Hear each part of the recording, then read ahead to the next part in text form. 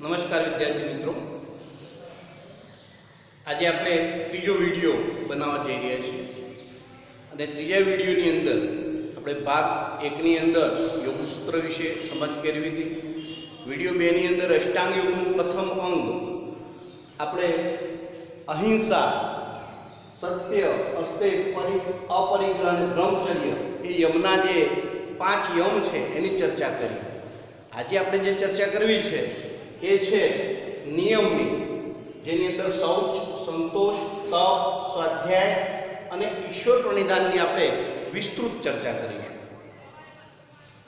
મિત્રો, અહીં એટલા માટે વિસ્તૃત એવો શબ્દ વાપર્યો કારણ યોગના માર્ગની અંદર પહેલા જે 5 અંગો છે જેને આપણે બહિરંગી અંગો કહીએ છીએ એ બહિરંગી યોગનું ખૂબ મહત્વ છે। એટલે એને બરાબર જો આપણે સમજીશું તો ચોક્કસ એનું ફળ આપણને મળશે, એને અનુસરીશું તો ચોક્કસ એનું ફળ આપણે પ્રાપ્ત કરી શકીશું। એટલા માટે એક વખત આપણે જે યમ છે 5 જે આપણે ગત વિડીયોની અંદર જોયા હતા એને ફરીથી તાજા કરી લઈએ તો એની અંદર અહિંસા, હિંસા ન કરવી તે આપણે સમજ્યા હતા।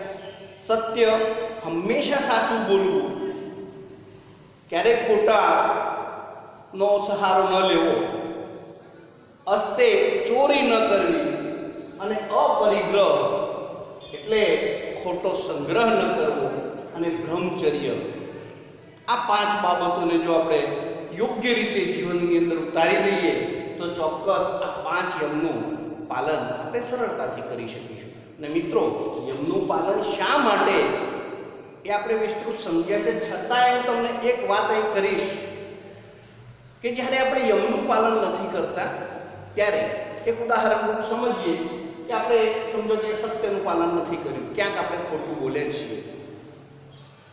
કોઈ વિદ્યાર્થી હોય અને શિક્ષકની આગળ કદાચ ક્યાંક ખોટું બોલી ગયો તો એ વિદ્યાર્થીને સતત એક ડર સતાવશે કે મારા શિક્ષકને આની ખબર પડી જશે તો, કોઈ સાહેબને જઈને કહી દેશે તો, એટલે આ એક ડર, ભય એના મનમાં સતત રહેશે અને એના કારણે એની માનસિક સંતુલા ઉપર પણ એની અસર થાય છે અને આને આધારે એની એકાગ્ર શક્તિ, યાદ શક્તિ ઉપર પણ આની માઠી અસર થયેલી જોવા મળે છે।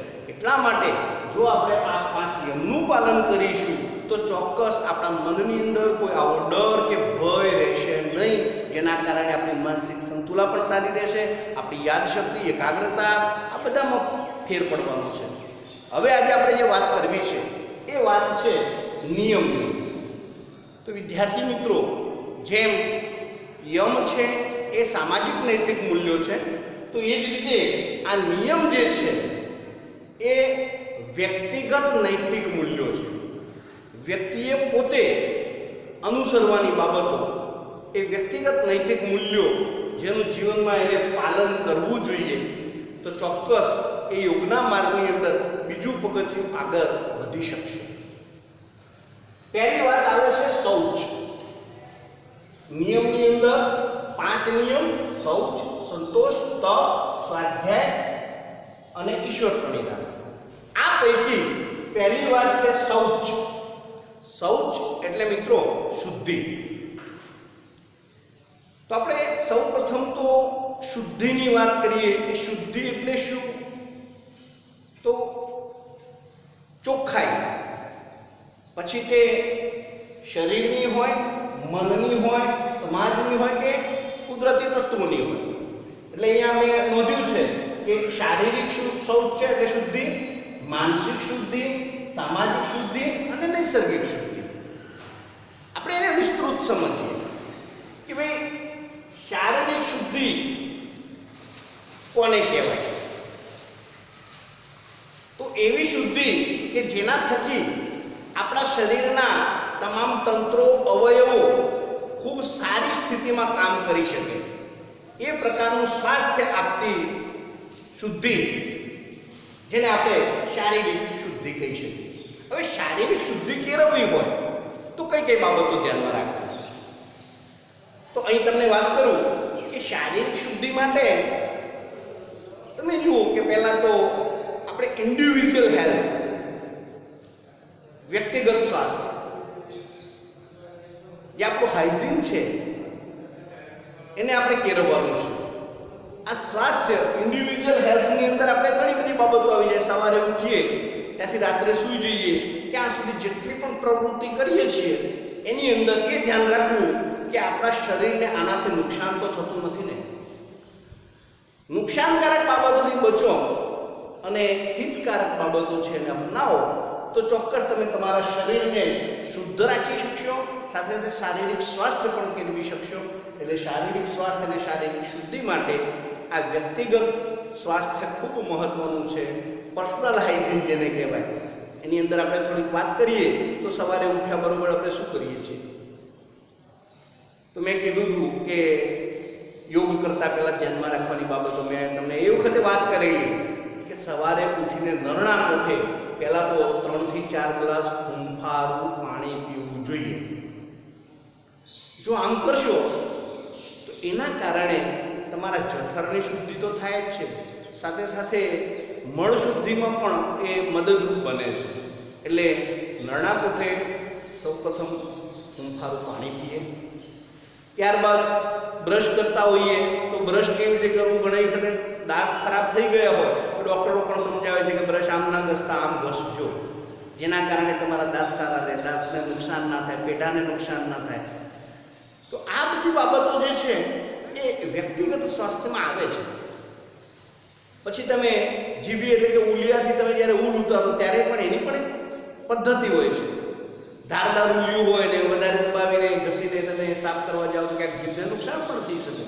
એટલા માટે યોગ્ય રીતે એની સફાઈ થવી જોઈએ. ત્યારબાદ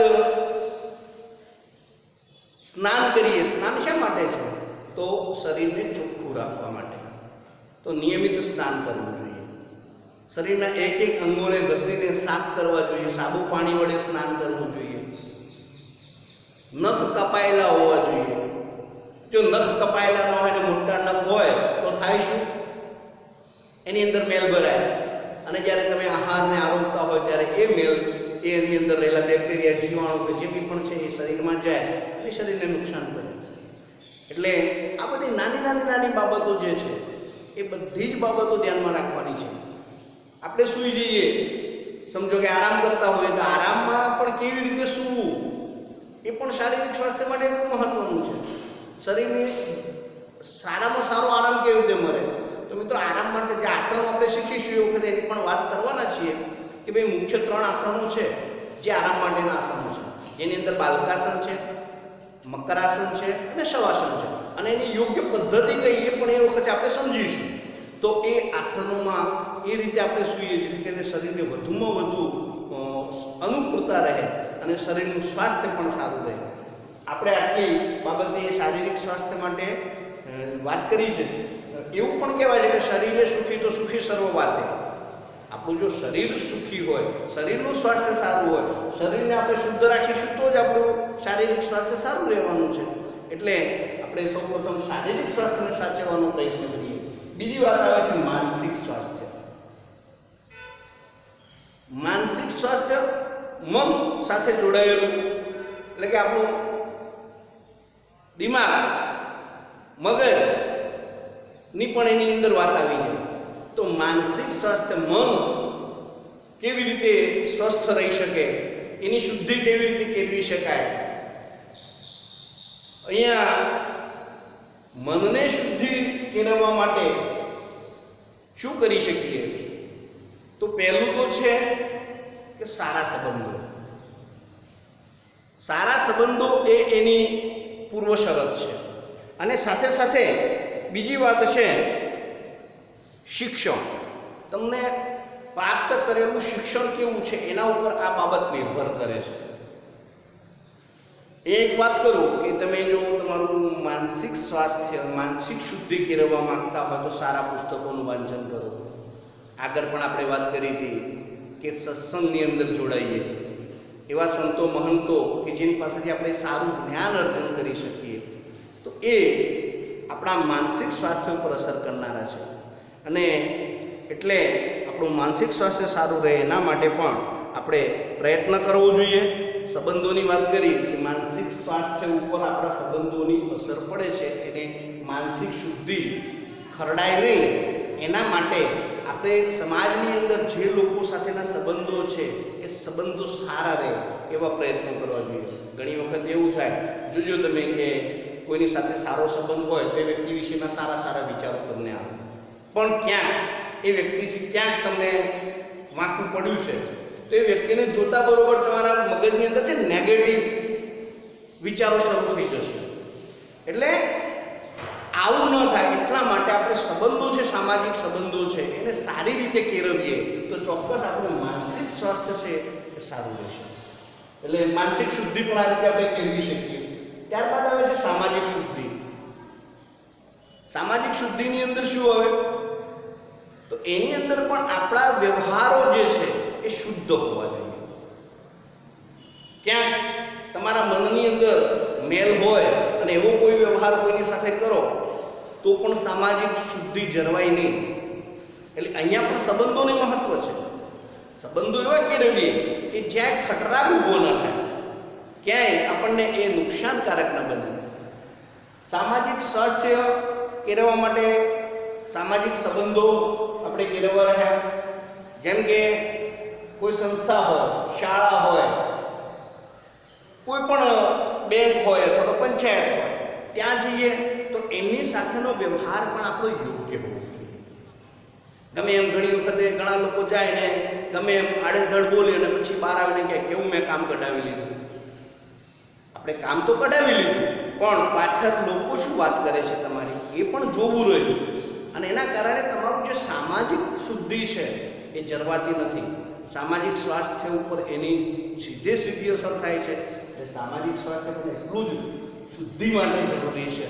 અને નૈસર્ગિક સ્વાસ્થ્ય, નિસર્ગ એટલે કુદરત, કુદરતી તત્વો છે એની અંદર ભૂમિ પણ આવી જાય, નદી, નાળા, તળાવો, સરોવરો, જંગલો, આ બધી જે કુદરતી સંસાધનો છે એને પણ આપણે ચોખ્ખા રાખવા પડે. જો આપણે એને ગંદા કરીશું, મેલા કરીશું તો ચોક્કસ એની અસર પણ એ અશુદ્ધિઓની અસર આપણા સ્વાસ્થ્ય ઉપર પડવાની છે અને આપણા સ્વાસ્થ્યને નકામું એટલે કે ખરાબ કરે છે, એને હાનિ પહોંચાડે છે. એટલા માટે એ બધાને પણ આપણે સાચવીએ. આજે આપણે જોઈએ છીએ કેવી પરિસ્થિતિમાંથી આપણે પસાર થઈ રહ્યા છે. ઓઝોનનું સ્તર દિવસે દિવસે તૂટતું જાય છે. અતિશય ગરમી પડે, ક્યાંક ક્યાંક અતિશય વરસાદ પડી જાય છે. તો આનું કારણ શું છે? તો આનું કારણ એ છે કે આપણે કુદરતી સંસાધનો છે એને જે નુકસાન પહોંચાડ્યું છે અને એના કારણે આ બધી પરિસ્થિતિઓ પેદા થઈ છે. એટલે આ બધાથી પણ જો આપણે બચવું હોય તો આપણે નૈસર્ગિક શુદ્ધિ કેળવવી પડશે. અને આ બધાનો સરવાળો જેને આપણે શૌચ શુદ્ધિ, તો આ શુદ્ધિ કેળવવાની વાત છે. હવે વાત કરીએ બીજું છે સંતોષ. એવું કહેવાય સંતોષી નર સદા સુખી. સંસ્કૃતની અંદર પણ એક પાઠ છે 9મા ધોરણની અંદર કદાચ છે. એની અંદર એક રાજા કોઈ પંડિતને આવતો જુએ છે અને એને બોલાવે છે અને પૂછે છે કે તું કોણ છે? તો કે હું જ્ઞાની પંડિત છું. ત્યારે એના બંને વચ્ચે એકબીજાને ચડિયાતા બતાવવા માટેનો જે વિવાદ ઉત્પન્ન થાય છે અને એમ કરતાં કરતાં પહેલાં એક એમ કહે છે કે હું વાયુ છું તો હું તને અગ્નિને ગમે ત્યાં વહન કરીને લઈ જઈશ. તો પેલું કહે છે કે હું સાપ બનીને તારું વાયુરૂપ તારું ભક્ષણ કરીશ. એમ કરતાં કરતાં છેલ્લે પેલો જ્ઞાની પંડિત છે એમ કહે છે કે હું તને નુકસાન કરવા માટે રાહુ બનીશ. ત્યારે પેલો રાજા એમ કહે છે કે તું રાહુ બનીશ તો હું તને દાન આપીશ અને હું એ રીતે તારાથી ચડિયાતો થઈ જઈશ. ત્યારે જે જ્ઞાની પંડિત છે એ એમ કહે છે કે ના, હું તમારું દાન નહીં સ્વીકારું, કારણ કે હું સંતોષી છું, મારામાં સંતોષનો ગુણ છે. એટલે ત્યાં રાજા પછી સમજે છે કે ભાઈ મારા કરતાં ખરેખર એક જ્ઞાની છે અને એ સંતોષની વાત આવે છે ત્યારે આ વાદ વિવાદ સમી જાય છે. અને એ રીતે સંતોષનો ગુણ છે એ ઉત્તમ ગુણ છે. સંતોષી નર એટલે સદા સુખી રહે છે કારણ કે એ વાદ વિવાદમાં પડતો નથી. અસંતોષ છે એ ચિત્તવૃત્તિને ચલિત કરે છે. આપણી મનની વૃત્તિ છે એને ડગાવી નાખે છે, જે સારા માર્ગેથી ખરાબ માર્ગ તરફ લઈ જાય છે. તો અસંતોષ એ કામ કરે છે. આપણે આગળના યમની અંદર પણ એની વાત કરી હતી કે અસંતોષને કારણે શું કરે છે વ્યક્તિ? હિંસા તરફ જાય છે. તો હિંસા તરફ ન જવા માટે પણ સંતોષ એટલો જરૂરી છે. એટલે સંતોષનો ગુણ માનવીય જીવનની અંદર કેળવવો જોઈએ. અહીં એટલું કહીશ કે જેમ જેમ તમારી અંદર સંતોષનો વધારો થશે એટલો તમારા સુખમાં વધારો થશે. પણ જેમ જેમ તમારાની અંદર અસંતોષ એટલે કે વાસનાઓ રૂપી જે વિચારો છે એનો વધારો થશે તેમ તેમ તમારું જે સુખ છે એ ઘટતું જશે, મતલબ કે દુઃખ આવશે. એટલે હંમેશા સંતોષી રહેવા માટે પ્રયત્ન કરી. અહીંયા એક ઉદાહરણ દ્વારા હું વાતને સમજાવું કે ભાઈ માનવીના શરીરની અંદર કેવા વિચારો ઉત્પન્ન થાય છે. એક મંદિર હોય છે, એ મંદિરની અંદર કોઈ શેઠ ત્યાંથી નીકળે છે અને ત્યાં મંદિરના નાકે એક ભિખારી ઊભો હોય છે. એ ભિખારીની નજરે શેઠ ઉપર પડે છે. એના ફર્સ્ટ ક્લાસ ગોગલ્સ, એનો શૂટ બૂટ, આ બધું જોઈ અને ભિખારી મનમાં વિચારમાં પડી જાય છે કે સાલું આને કેટલું બધું સુખ છે ને મને તો કંઈ છે જ નહીં. મને હાવ નિર્ધન બનાવ્યો છે ભગવાને. ત્યારે ત્યાંથી એક ભક્ત પસાર થતો હોય છે અને ભક્ત આ વાતને સાંભળી જાય છે. ભિખારી જેમ બોલતો હોય છે ધીમે ધીમે, એ વાતને એક ભક્ત સાંભળી જાય છે. ભક્ત ભગવાનને પ્રાર્થના કરે છે, હે ભગવાન, આ ભક્તને તું, આ ભિખારીને તું સદબુદ્ધિ આપ. ત્યારે ભગવાન એ ભક્તની વાત સાંભળી અને તરત જ એવું બીજું દ્રશ્ય ઉત્પન્ન કરે છે. તરત જ એ ભિખારીના સામેથી એક બંને પગે અપંગ, બંને હાથે અપંગ એવો એક બીજો ભિખારી કે જે ઢસડાતો ત્યાંથી મંદિર તરફ આવતો હોય છે. જેવો પેલો પહેલો ભિખારી આ બીજા ભિખારીને જુએ છે એટલે તરત જ એના મનની અંદર એક વિચાર આવે છે કે સાલું મને તો ભગવાને બે હાથ આપ્યા છે, પગ આપ્યા છે, એ પણ સ્વસ્થ, હું ચાલી શકું છું, દોડી શકું છું, કામ કરી શકું એમ છું, અને આને તો બે પગ પણ નથી ને બે હાથ પણ નથી. અને તરત જ એનામાં સંતોષ પેદા થયો કે ના, મને તો ભગવાને ઘણું આપ્યું છે. મિત્રો, આટલો તફાવત છે. આપણે જેમ જેમ આપણી દ્રષ્ટિને બહુ ઊંચે વધારે પડતું જોવાનો પ્રયત્ન કરીશું, આપણે દુઃખી થઈશું. આપણે જે કક્ષાએ છીએ એ કક્ષાની અંદર આપણે સંતોષ માનવો જોઈએ. એટલે હંમેશા સંતોષી રહેવા પ્રયત્ન કરીએ તો ચોક્કસ આપણે સુખી રહીશું. એટલે બીજો નિયમ આપણે સંતોષ એનું પણ જીવનમાં પાલન કરવું. ત્યારબાદ નિયમ 3 જે તપ છે. તપ એટલે શરીરને તપાવવું, પરિશ્રમ કરાવવો, અથાગ પ્રયત્નો કરવા. આમે તમે જુઓ કે અથાગ પ્રયત્નોથી મન પર જાગતો રાખવો એનું નામ છે તપ. ઋષિ મુનિઓ જંગલમાં જઈને તપ કરતા. કેમ? કે બાહ્ય કોઈ ડિસ્ટર્બ એમને થાય નહીં, એમનું મન બીજે ચાલ્યું જાય નહીં, અને એવું તપ કરતા કે ઘણા બધા સમય સુધી એ એક જ સ્થિતિમાં શરીરને સ્થિર રાખતા. ગમે એટલા એના ઉપર કીડી મકોડા કે ઉદયના રાફડા ચડે ને તો એ સામાન્ય હલનચલન પણ ન કરતા. મતલબ એમને એના મનને એટલું કાબૂમાં કરી લીધું. તો આ મિત્રો તપ છે. વિદ્યાર્થી જીવનની અંદર પણ તપનું ખૂબ મહત્વ છે. વિદ્યાર્થીઓએ પણ ખૂબ પરિશ્રમ કરવો જોઈએ. પરિશ્રમ વગર કોઈ ફળ મળે નહીં મિત્રો. પરિશ્રમ તો કરવો જ રહ્યો. એટલે મહેનત અત્યારથી કરજો. આ લોકડાઉનની અંદર ઓનલાઈન શિક્ષણ ચાલુ છે, એનો પૂરેપૂરો લાભ ઉઠાવજો. એમાંથી સમજવાનો પ્રયત્ન કરજો. ક્યાંક સમજ ના પડે તો ફોન કરીને સાહેબને પૂછવાનો પણ પ્રયત્ન કરજો. એટલે તપ એ ખૂબ જરૂરી છે. પરિશ્રમ અતિ મહત્વનો છે. પરિશ્રમનો અર્થ થાય છે કે આપણા શરીરને કષ્ટોમાં નાખવું, એવા કષ્ટો કે જે સહન કર્યા પછી ભવિષ્યમાં એવી કોઈ તકલીફો આવે તો પણ આપણા તપના કારણે આપણું શરીર એને સહન કરી શકે. તો આ તપ છે. ત્યારબાદ સ્વાધ્યાય. સ્વાધ્યાયની વાત કરીએ અને એને સંધિ વિચ્છેદ કરીએ તો કંઈક આવો થાય કે સ્વ વત્તા અધિ વત્તા આય. સ્વનો અર્થ થાય પોતે, અધિનો અર્થ છે શ્રેષ્ઠ ઉત્તમ અને આ એટલે ઉપાય. સ્વાધ્યાય એટલે પોતાના માટે પોતે એવો ઉપાય કરીએ, શ્રેષ્ઠ કે ઉત્તમ ઉપાય કે જેનાથી આપણું જીવન સુખી બને, એને સ્વાધ્યાય કર્યો છે. સ્વાધ્યાયની વાત કરીએ તો સ્વાધ્યાયમાં આપણે ખાસ આટલી બાબતો યાદ રાખવી જોઈએ કે શ્રવણ, મનન અને નિત અભ્યાસ. સ્વાધ્યાય કરો છો, વિદ્યાર્થી શાળામાં આવે, કોઈ પાઠ ભણી ગયો અને પછી જાતે જઈને એનો સ્વાધ્યાય શબ્દ લખેલો હોય નીચે કે સ્વાધ્યાયના પ્રશ્નો.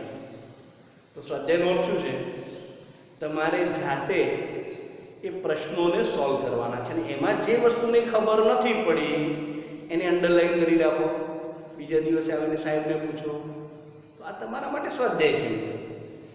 અહીંયા આપણે શ્રવણ, સ્વાધ્યાય માટે આ 3 બાબતો. એક તો સાંભળવું, જ્યારે કોઈ આપણને જ્ઞાન આપતો હોય ત્યારે બરાબર ધ્યાનથી એકાગ્ર ભાવે એને સાંભળવું. બીજું છે મનન, એટલે કે એનું સતત ચિંતન કરવું. જે વાત થઈ છે એનું સતત ચિંતન કરીએ આપણે તો બરાબર એ દ્રઢ થઈ જાય. અને ત્રીજી વાત આવે છે નિત અભ્યાસ. મનન તો આપણે કરીએ. મનન મતલબ કેવો છે કે સમજો કે આજે તમે ભણ્યા છો તો સાંજે તમે ખાટલામાં પડ્યા એ વિષયનો વિચાર કરીએ કે આજે હું સ્કૂલમાં ગયો હતો કે ભાઈ ફલાણા સાહેબે આપણને આ મુદ્દા ઉપર ચર્ચા કરી, એમાં આ વાત કરી સાહેબ, તો આ આપણું મનન થયું. આજે એક દિવસ મનન કરી લીધું એટલે પૂરતું નથી. પછી થોડા સમય પછી પાછો એનો બીજા દિવસે પણ એને પાના તો ફેરવવા જ પડે, અભ્યાસ કરવો પડે. એનાથી થાય શું? મિત્રો એક ઉદાહરણ નાખીશ તમને કે કોઈ વિદ્યાર્થીઓ સમજો કે ખેરવાથી દેવરાસણથી ખેરવા અપડાઉન કરે છે. એ જ્યારે સ્કૂલની અંદર પ્રથમ દિવસે આવ્યો હશે ત્યારે શું રસ્તા ઉપરના ખાડા, ક્યાંક પડેલો કાંટો કે ક્યાં બમ્પ આવે છે એ બધી એને ખબર નહીં હોય, કારણ કે એ પ્રથમ દિવસે એના માટે એ માર્ગ અજાણ્યો છે. પરંતુ એ શું કરે છે કે રોજે રોજ ભણવા આવવાનું છે, રોજ અપડાઉન કરે છે, એટલે એ રસ્તાને રોજે રોજ જુએ છે. પછી તમે એકાદ મહિના પછી વિદ્યાર્થીને પૂછશો કે ભાઈ ખાડો ક્યાં છે, ટેકરો ક્યાં છે, ક્યાં કઈ વસ્તુ પડી છે, બધું કહી દેશે તમને. કેમ? આ નિયમિત અભ્યાસનો વિષય છે. તમે રોજે રોજ એ વસ્તુને જોયા કરો એટલે યાદ રહી જાય. એટલે વિદ્યાર્થી મિત્રો, તમારે પણ જીવનની અંદર આગળ વધવું હોય તો નિત અભ્યાસ ખૂબ મહત્વનો છે. એટલે એનો સતત અભ્યાસ કરવો જોઈએ. અહીં એક શિષ્ય અને ગુરુની વાત આપણે તમારી સમક્ષ મૂકું. એક શિષ્ય છે એ પોતાના પ્રશ્નો લઈને ગુરુ પાસે જાય છે. હે ગુરુજી, પંક્તિ બોલે છે કે પાન સડે ઘોડા અડે, વિદ્યા વિસરાઈ જાય, કહો ગુરુજી એનો ઉપાય. કે છે મેં પાનનો ઢગલો કર્યો છે, સડી જાય છે. ઘોડો છે ઉપર બેસવા દેતો નથી, અને ભણું છું એ તો બધું ભૂલી જવાય છે. ગુરુજી હું શું કરું? મને ઉપાય બતાવો. ત્યારે ગુરુજી કહે છે, એક જ શબ્દમાં ગુરુજી જવાબ આવે છે, બેટા ફેરવ. બેટા ફેરવ. મતલબ શું ફેરવવાની વાત છે? કે પાનનો ઢગલો કર્યો છે, સડી જાય છે, ત્યારે પાનને ઉપર નીચે કર, નહીં સડે. ઘોડો ઉપર બેસવા નથી દેતો, તેના ઉપર રોજ બેસવાનો પ્રયત્ન કર. એક દિવસ તું બેસે ને 2-4 મહિના સુધી ન બેસે તો પછી ઘોડો ના બેસવા દે. એટલે તું રોજ પ્રયત્ન કર, એને પણ બેસીને ફેરવ. અને ત્રીજું છે કે ભણેલું ભૂલી જવાય છે. તો કે છે વિદ્યા છે એ માત્ર એકવાર વાંચી જવાથી એ હસ્તગત થઈ જતી નથી. એને વારંવાર પ્રયત્નો કરવા. જેમ જેમ જેટલી વખત તમે વધારે વાંચો એટલું વધારે ઊંડી સમજ તમને પડતી જશે. અને જ્યારે એનું તર્યું સ્વચ્છ આપણને દેખાઈ જાય એ જ્ઞાનનું, ત્યારે એ દ્રઢીકરણ થઈ ગયું આપણું, પછી એ વસ્તુ ના ભૂલાય. એટલે આપણે વિદ્યા જે છે એને પ્રાપ્ત કરવા માટે સતત એનું ચિંતન, એનું મનન, એનું જે આપણે વાત કરી કે નિત અભ્યાસ એ ખૂબ જરૂરી છે. એટલે નિત અભ્યાસ આપણે કરવો જોઈએ. એટલે નિયમિત આપણે જો અભ્યાસ કરીશું, મેં વિદ્યાર્થીના ઉદાહરણ દેવરાસણથી ખેરવાના સમજાવ્યું કે વિદ્યાર્થીને મહિના પછી એ રસ્તામાં ક્યાં વરાંગ છે, ક્યાં કાંટો છે, બરાબર, ક્યાં ખાડા છે, આ બધી જ ખબર પડે છે. તો આપણે પણ જો આ પુસ્તકનું વાંચન સતત કર્યા કરીશું તો આપણને પણ એની અંદર ખ્યાલ આવશે કે આ પ્રશ્નની અંદર કયા મુદ્દા છે, એની છણાવટ કેવી રીતે કરેલી છે, અને એ પણ એટલી જરૂરી છે. અહીંયા આપણા જીવનની અંદર ઉપયોગી વાતોને પણ હું આવડી લઉં છું કે નિયમની અંદર આપણે જો સ્વાધ્યાયનું પાલન કરીએ છીએ તો એનાથી આપણને શું ફાયદો છે. એટલે આપણે પોતે શ્રેષ્ઠ કે ઉત્તમ એવા ઉપાયો કરીએ જેનાથી આપણું જીવન સુગમ બની જાય, તો એ સ્વાધ્યાય છે. અને છેલ્લો મુદ્દો આપણે સમજીએ કે ઈશ્વર પ્રણિધાન. આ બધા તો પ્રયત્નો આપણે નિયમરૂપ કરીએ છીએ, પરંતુ જ્યારે ઈશ્વર પ્રણિધાનની છેલ્લું જે નિયમ છે ઈશ્વર પ્રણિધાન, તો ઈશ્વર પ્રણિધાન એટલે શું? ઈશ્વર પ્રણિધાન એટલે કર્મ ફળની આશાનો ત્યાગ કરી પ્રભુને સમર્પિત થવું. આપણે બધા ઘણી વખત એવું કરીએ છીએ કે કોઈ કામ કર્યું અને એમાં સફળતા ન મળી એટલે નિરાશ થઈ જઈએ. નિરાશ ક્યારેય ન થવું જોઈએ મિત્રો. કર્મ કરવું એ આપણો ધર્મ છે અને ફળ આપવું એ ઉપરવાળાનું. એટલે હંમેશા કર્મ કરતા રહો, હંમેશા મહેનત કરો. એટલે કર્મ ફળની આશાનો ત્યાગ કરી અને પ્રભુને સમર્પિત થવું. અહીં હું તમને ગીતા સંદેશ દ્વારા આ વાતને સ્પષ્ટ કરીશ. ગીતાનો જે સંદેશ છે, સ્વાધ્યાય પરિવારમાં કદાચ તમે જોડાયેલા હોવ, જતા હોવ તો કદાચ ત્યાં ગીતા સંદેશની વાત પણ કરે છે. એની અંદર કહે છે કે કર્યા વિના કંઈ મળતું નથી, કરેલું ફોગટ જતું નથી. કામ કરવાની શક્તિ તારામાં છે, કામ કરતો જ્યાં હાથ મારતો જ્યાં મદદ તૈયાર છે. મફતનું લઈશ નહીં, નિરાશ થઈશ નહીં, લઘુતા ગ્રંથિ બાંધીશ નહીં અને વિશ્વાસ ગુમાવીશ નહીં. ફળ તને મળશે. જેવું કર્મ તારું હશે એવું તને ફળ મળવાનું છે. એટલે હંમેશા આપણે જે કર્મ કરીએ છીએ, આપણે જે મહેનત કરીએ છીએ, એ મહેનત એ આપણી છે, પણ ફળ એ ઉપરવાળાના હાથમાં છે. પણ ફળ ક્યારે મળે છે? જેવી મહેનત આપણે કરી હોય એવું જ ફળ મળે. પછી આખું વર્ષ તમે પુસ્તકનું પાનું પણ ન ફેરવ્યું હોય અને છેલ્લા દિવસે હનુમાનજી મંદિરે જાઓ, હે હનુમાન દાદા મને પાસ કરી દેજો, હું તમને સમજી ગયા. એટલે ત્યાં આપણને આ લાલચ આપીએ છીએ આપણે પ્રભુને, પણ પ્રભુ જાણે છે કે આ જો મારો બેટો આખું વર્ષ ક્યાંય કશું કામ કર્યું નથી, એક પુસ્તક વાંચ્યું નથી અને આજે મને લાલચમાં નાખી અને ખોટું કામ કરાવવા આવ્યો છે. ભગવાન પણ ત્યાં મદદ ના કરે મિત્રો. એટલે કર્મ કરવું એ આપણો ધર્મ છે. ફળનો ત્યાગ અહીંયા કીધો છે. ફળનો ત્યાગ કરવો એટલે એ ઉપરવાળા ઉપર છોડી દો, એ તો મળશે તમને. ફળ ચોક્કસ મળશે. જેવું કર્મ કર્યું હશે એ ફળ મળવાનું છે મિત્રો. એટલે જીવનની અંદર આ નિયમ છે, વ્યક્તિગત નૈતિક મૂલ્યો પણ એને આપણે જીવનમાં ઉતારવાના છે. અને જો આ નૈતિક મૂલ્યોને આપણે સમજીશું અને એને જીવનમાં ઉતારીશું તો ચોક્કસ યોગના માર્ગની અંદર બીજું પગથિયું આપણે આગળ વધી જઈશું. તો અહીંયા મિત્રો આપણે અહીંયા નિયમની વાત પૂર્ણ કરીએ છીએ.